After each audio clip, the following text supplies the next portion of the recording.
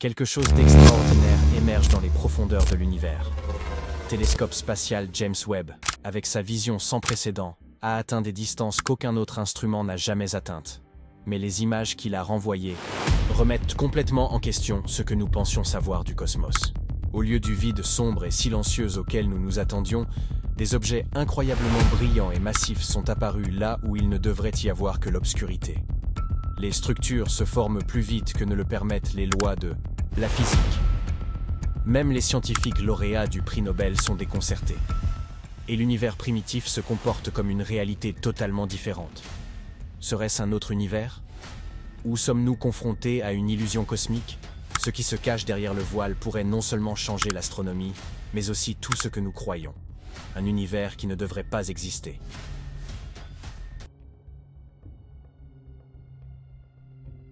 L'énigme des galaxies impossibles.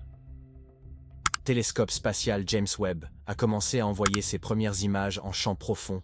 Les scientifiques s'attendaient à observer de faibles signes des premières galaxies, se formant lentement après le Big Bang. Mais au lieu de cela, ils ont vu quelque chose d'étonnant. Des galaxies brillantes et bien formées qui ne devraient pas être là. Un amas jaunâtre en particulier a attiré l'attention. À première vue, les astronomes pensaient qu'il ne pouvait pas être si loin. Il était tout simplement trop brillant et trop massif. L'univers primitif, vieux de quelques centaines de millions d'années seulement, n'aurait pas dû avoir le temps de construire une telle chose.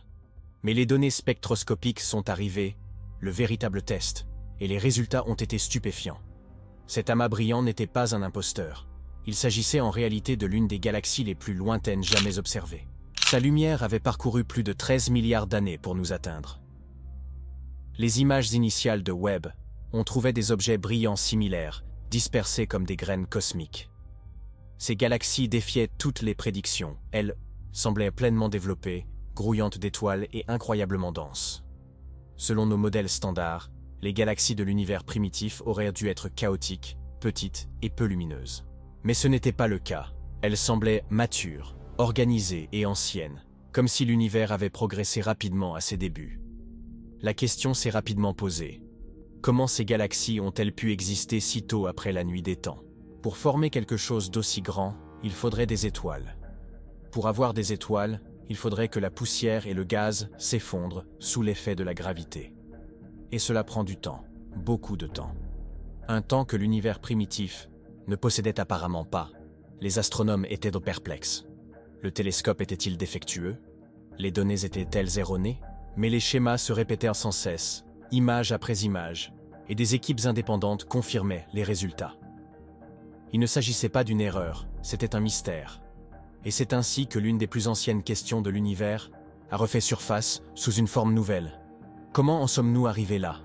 Car si ces galaxies existent, et les preuves le suggèrent, alors l'univers primitif réalisait des choses que nous ne comprenons pas encore. Et cela pourrait signifier que nous ne comprenons pas du tout l'univers. La théorie commence à s'effondrer.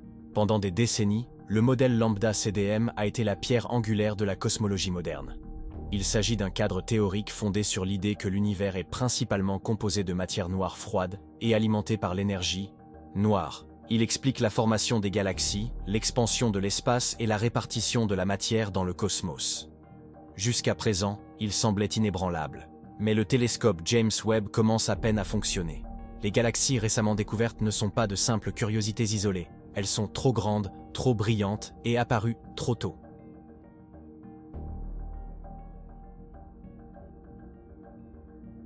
Selon le modèle lambda CDM, il n'aurait pas dû y avoir suffisamment de temps ni de matière pour que les galaxies deviennent aussi grandes si tôt après le Big Bang.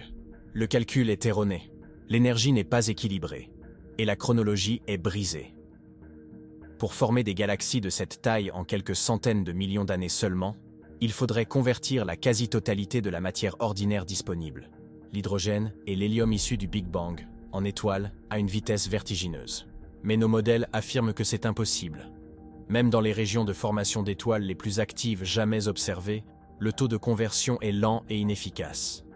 La nature n'est pas pressée. Certains chercheurs ont tenté de modifier les chiffres, notamment le taux de formation d'étoiles ou la quantité de matière première. Mais les changements nécessaires sont si radicaux qu'ils finissent par endommager d'autres parties du modèle. C'est comme réparer une déchirure à un endroit et en créer une plus grande ailleurs. Le problème ne vient pas des mesures, c'est le fondement. Même les lauréats du prix Nobel commencent à parler ouvertement de ces fissures. Certains suggèrent que la matière noire aurait pu se comporter différemment dans l'univers primordial. D'autres proposent des concepts physiques totalement nouveaux, que nous n'avons même pas encore imaginés. Une idée radicale qui gagne du terrain est que nous ne verrions peut-être pas du tout de galaxies primitives. Ces objets pourraient être tout autre chose. Si le modèle échoue dès le départ, tout ce qui repose sur lui est compromis. Et si nos théories les plus fiables ne parviennent pas à expliquer ce que nous observons, nous pourrions être à l'aube d'une révolution scientifique, susceptible de réécrire l'histoire de notre univers depuis sa création. Galaxies ou autre chose? Au début, les scientifiques pensaient que le télescope James Webb avait capturé des galaxies primitives qui s'étaient formées plus rapidement que prévu. Mais à mesure que les données arrivaient, cette explication a commencé à s'effondrer. Récemment, nous avons reçu des images fascinantes de Webb retraçant l'origine de tout cela. Et elles ne montraient pas seulement des galaxies se formant rapidement, ils étaient complètement différents. Ils se comportaient comme aucune galaxie ne l'avait jamais fait auparavant. L'inconnu révélé. L'une des découvertes les plus fascinantes est venue de la spectroscopie, l'outil qui décompose la lumière pour révéler de quoi est fait quelque chose. Elle a montré que certains de ces objets primitifs avaient transformé tout leur gaz en étoiles. C'est sans précédent. Dans les galaxies modernes, seulement 10% environ du gaz se transforme en étoiles. Le reste demeure dans les nuages, attendant la gravité et le temps. Mais ces objets anciens étaient complets. Il ne restait plus rien. Aucune matière première, juste la pure lumière des étoiles. Cette découverte a choqué les astronomes. Si un objet transforme tout son gaz en étoiles, il ne peut plus croître. Il s'éteint rapidement. Cela suggère également un niveau d'efficacité défiant tous les processus connus de formation des galaxies. Les lois de la physique telles que nous les comprenons ne le permettraient pas.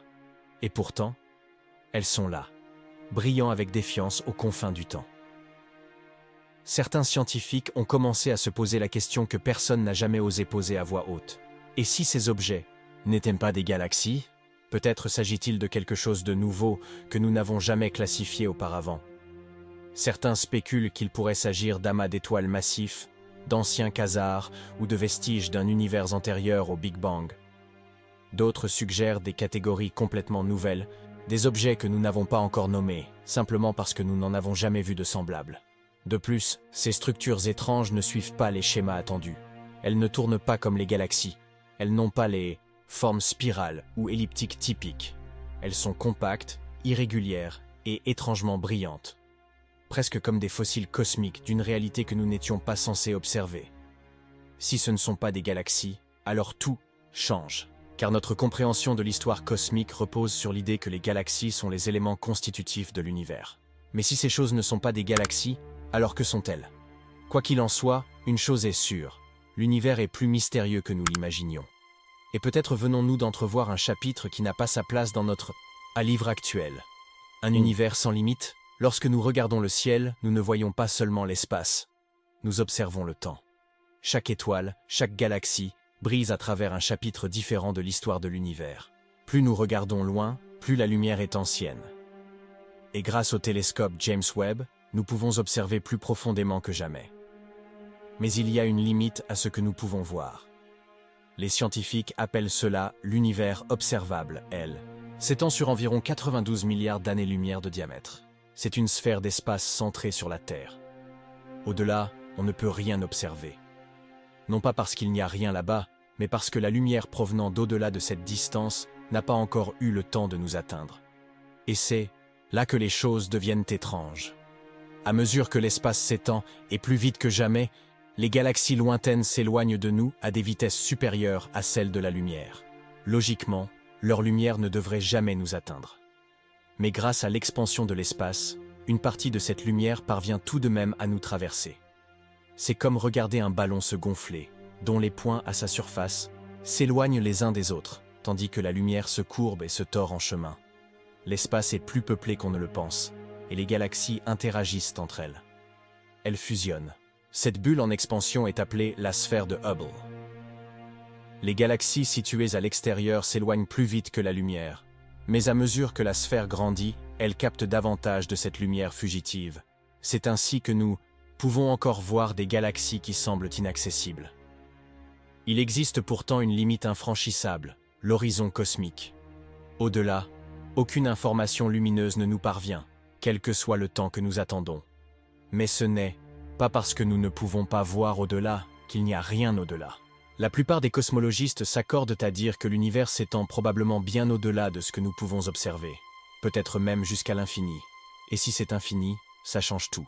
Le Big Bang n'était pas une explosion dans l'espace, c'était l'expansion de l'espace lui-même, se produisant partout à la fois. Cela signifie que le commencement de l'univers ne s'est pas produit à un moment précis.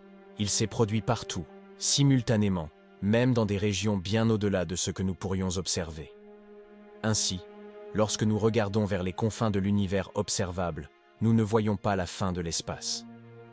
Nous sommes confrontés aux limites de notre perception. Et ce qui se trouve au-delà pourrait bien être un tout autre univers.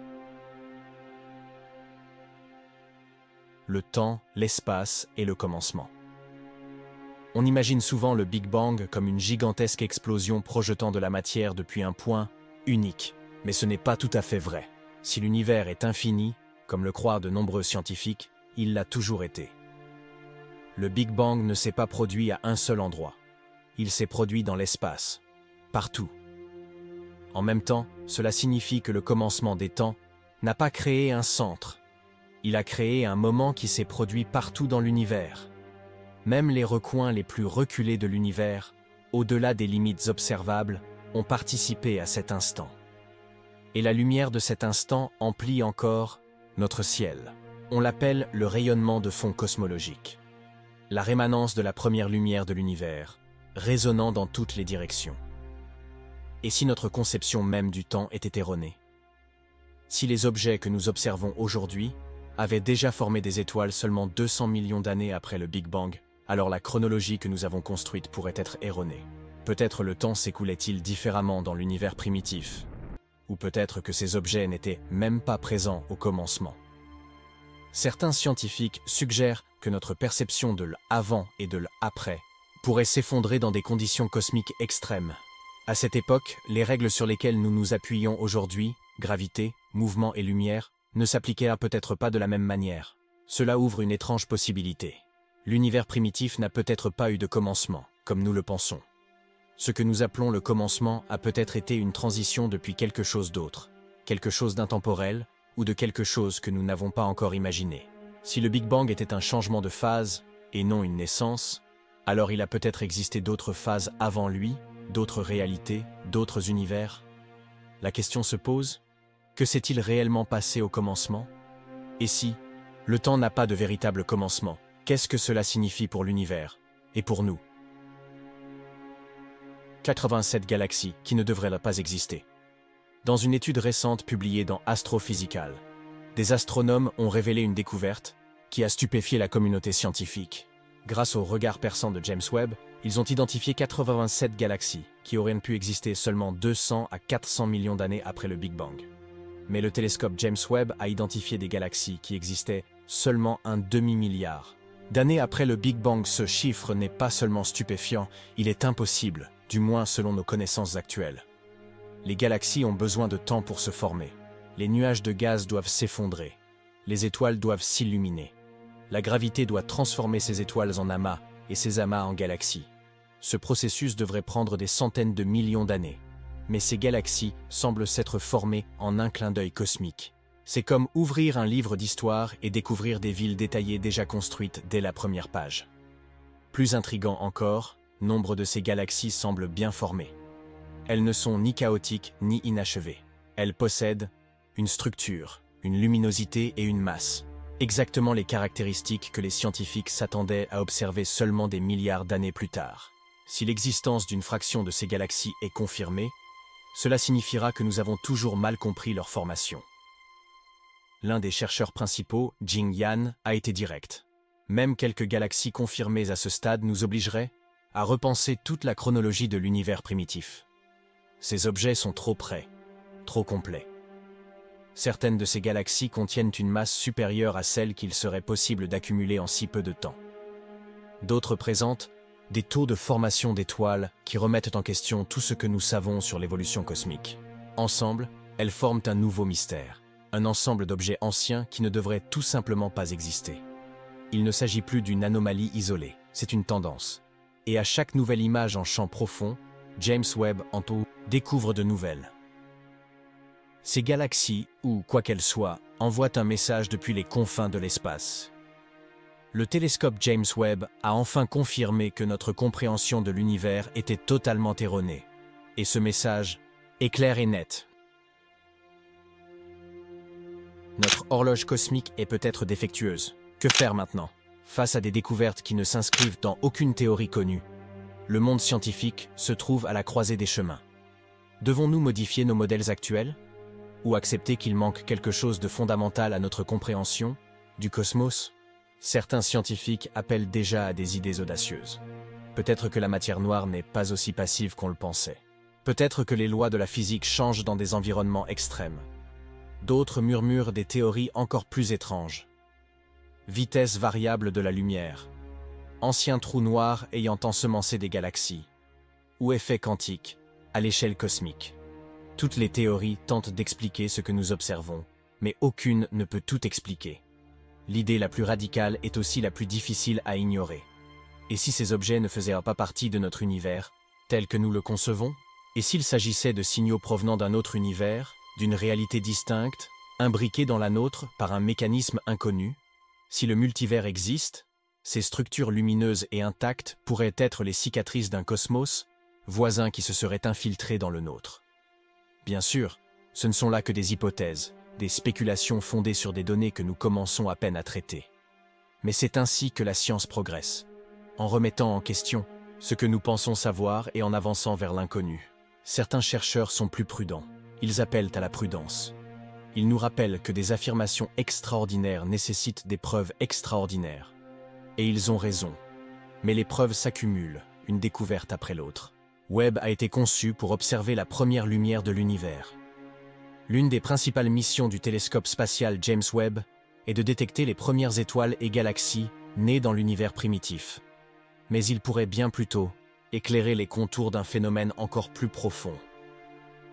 Nous ne réécrivons pas seulement les manuels scolaires. Nous réécrivons peut-être la réalité elle-même. Alors maintenant, que faisons-nous? Nous regardons à nouveau, nous remettons tout en question. Et nous nous préparons à des réponses qui pourraient davantage relever de la science-fiction que de la science. Parce que lorsque l'univers parle, nous ne pouvons pas nous permettre de nous boucher les oreilles. Nous avons scruté les recoins les plus reculés de l'espace et trouvé des questions, pas des réponses. Le télescope James Webb n'a pas seulement révélé des étoiles lointaines, il a résolu une énigme cosmique qui pourrait redéfinir notre place dans l'univers. Des galaxies qui se forment trop vite, des objets inexpliqués, une chronologie qui ne tient plus.